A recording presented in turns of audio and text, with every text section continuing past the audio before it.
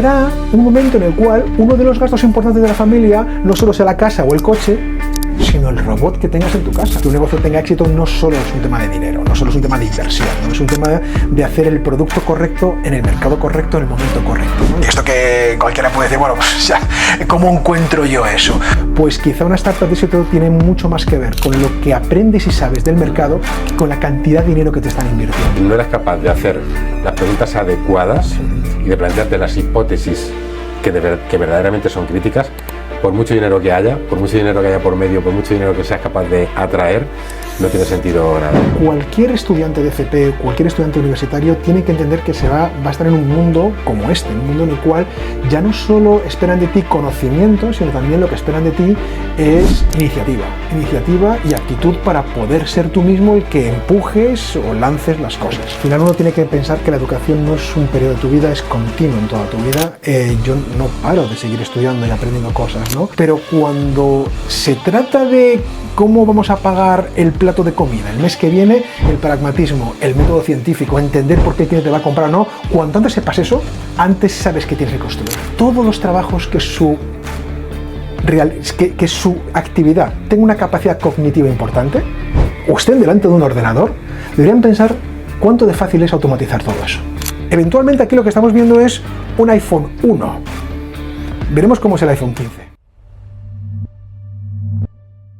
¿Qué es una startup y qué relación tiene con los mentores? Porque también es algo que como que está un poco denostado incluso, el término, pues se utiliza casi para cualquier cosa, pero ¿qué relación hay entre startup mentor y de qué montaste esa startup? Bueno, nosotros montamos una startup de software tecnológica orientada básicamente a la certificación de inspecciones técnicas de edificios. Trabajamos mucho con ayuntamientos.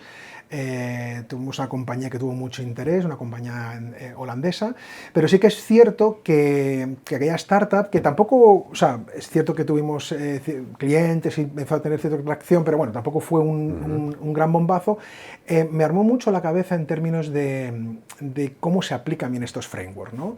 Entonces sí que es cierto que al final una startup es una organización de personas, un grupo de personas que están lanzando un producto o un servicio en un contexto de muy alta incertidumbre. Suelen tener una componente tecnológica, es cierto, y repito, tecnológica no hace falta que sea 100% digital, es decir, trabajamos con empresas de aeronáutica que tienen tecnología hardware, ¿de acuerdo? Eso también es una startup.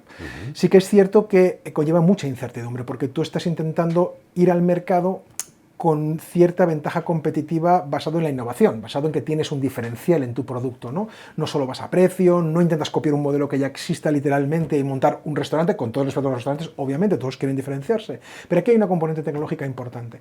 En ese caso, a mí me armó mucho la cabeza poder montar esa startup, me armó mucho la cabeza para entender cómo se aplica en el mundo real y entender qué cosas funcionaban bien y qué cosas funcionaban tan bien, ¿no? Incluso antes de ponerte a invertir, yo siempre recordaré tu clase de Iridium, ¿no? Sí. Cuando hablabas de Iridium, con esos terminales vía satélite, con esos pedazos de antenas, ¿no? Que le sacaron la tecnología GSM y a hacer puñetas el proyecto, que fue una de las startups pues, más invertidas, ¿no? Bueno, sí, bueno, el caso de Iridium es un caso muy famoso que cuenta el mismo Steve Blank, ¿no? Y es cierto que básicamente lo que viene a promover, lo que viene a decir es que un negocio tenga éxito no solo es un tema de dinero, no solo es un tema de inversión, ¿no? Es un tema de hacer el producto correcto en el mercado correcto en el momento correcto, ¿no? Y esto que cualquiera puede decir, bueno, pues ya, ¿cómo encuentro yo eso? Pues quizá una startup de éxito tiene mucho más que ver con lo que aprendes y sabes del mercado que con la cantidad de dinero que te están invirtiendo, ¿no? Y es cierto porque hay grandes fracasos de grandes inversiones que al final han llevado a productos que no quiere nadie, ¿no? Un ejemplo es el ejemplo de Iridium, pero sí que es cierto que hay muchísimos ejemplos mucho más cercanos, ¿no? Pero sí que es cierto que aquel punto de entender que montar negocios de éxito no trata tanto de cuánto dinero te están invirtiendo, que obviamente es necesario, no estoy diciendo que no sea necesario, pero no trata de esa cantidad, sino de cuánto de hábil eres para entender el lugar donde estás y el producto que puedes hacer, me abrió mucho los ojos.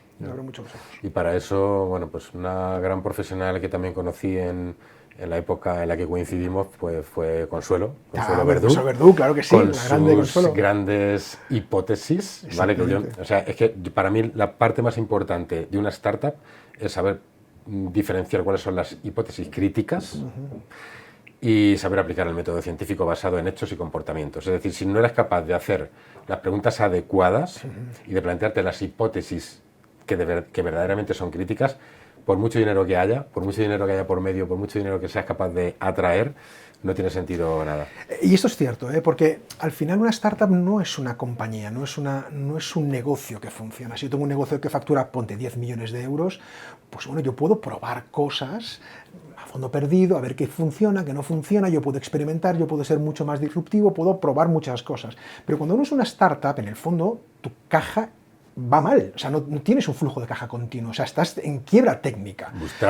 Claro, entonces llega un momento en el cual tienes que ser muy pragmático, tienes que decir, bueno, habrá que ganar dinero con algo, alguien nos tiene que comprar algo, entonces el nivel de pragmatismo de salir a la calle, hablar con tu cliente, qué necesita y construirle un valor inmediato, es cierto que es muy cortoplacista, es cierto que la crítica puede ser, hombre, es que si queremos hacer una disrupción a 10 años vista, pues quizá una startup no es un negocio que pueda hacer una disrupción a 10 años vista, porque yo al final necesito pagar las nóminas el mes que viene.